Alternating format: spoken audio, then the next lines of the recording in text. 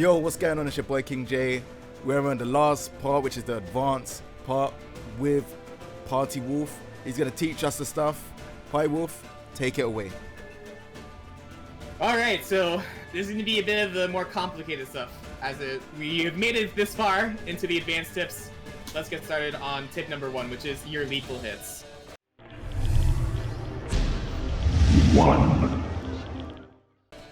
So every character in this game has their own lethal hits. You will definitely want to go to your command list to figure out your own lethal hits. There are some that are universal for every character. And we will go over that right now. So a lethal hit that you can do with any character in the game is if you press your A plus B button. Everybody has their own version of a break attack here. And if you catch something flipping, doing versal edges too obviously, or they do a guard impact too obviously, and then you A plus B them, you will get your lethal hit there. So I will do a reversal edge. I will just do like a hit here, and then you can do your A plus B. Oh, okay, yeah, go on. Bam, lethal hit.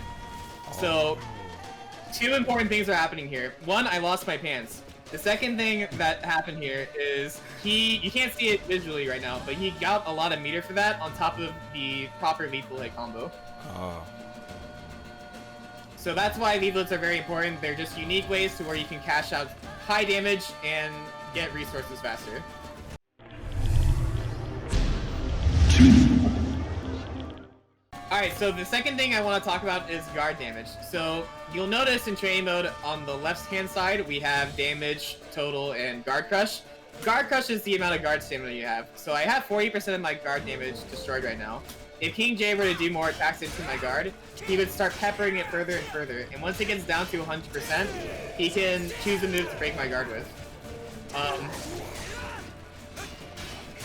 And this is, can be very brutal because if he gets his guard break for free, he could easily bring me out, with a guard break combo, or, you know, even if I didn't get guard broken, and there was no wall behind me, he would still get a proper combo. So, I'm gonna have King J do Siegfried 6 BB, forward BB. 6 BB, okay. And then do it again. Oh, or that works too. And then he gets a free ring out because I blocked too much. There is a visual indicator for when your guard gets too low, which I'm sure you guys were able to see in the YouTube video. It first got to yellow when I had 80%. I believe, no wait, 60% when it got to yellow, and then 80% when it got to red. So does it recover while you're not blocking? It does. So I will stop blocking right now so you can see. It goes out periodically, but if I start holding guard, it will stop altogether. It stops healing now. There are other ways to damage your guard besides blocking things. If you fail, this is the key word, if you fail a guard impact, you will see I got a penalty right there by 10%. Oh, whoa. And if I fail a reversal edge, that also peppers my guard stamina. Because I'm already at 100% by whipping those things. So that's something you have to be careful of. You see your guard just got to yellow just then by whipping all those guard impacts. I didn't even make you block anything. So that's something to also be cautious of in order to preserve your own guard gauge. 3.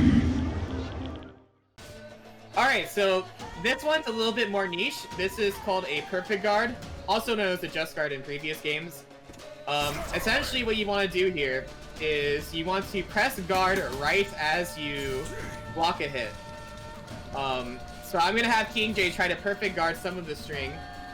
Normally, actually let's just have you block it normally first. So, let's see.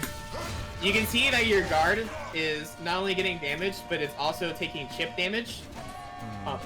Which some people do in this game. And the reason why perfect guard's good here is because you will be able to get out of some of the chip damage. So let's try this again. Whoa. No, it's dangerous there. So you just guard at the right time to press guard? Yeah. Let's sorry, the buttons are a little weird. Okay, you can just block the first hit and then attempt to. You want to be in my front, otherwise okay. I'm just good with it. You can block the first hit and then start attempting it too, if you feel like it. Yeah. See, his guard flashed white, and that's the indicator for the perfect guard.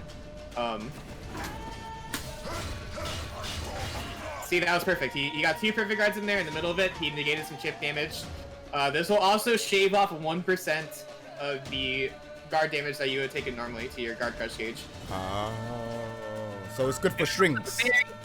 Yeah, perfect for strings. And it's very, very slight meter gain too.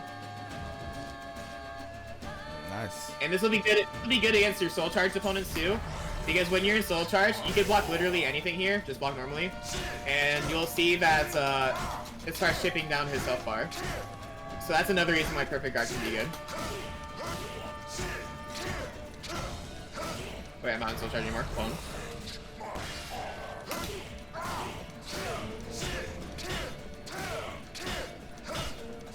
And that's the application of the perfect guard, as you can see. Whew, the timing is quite hard though. Yeah, it's not. No one said the advanced portion of the video was easy.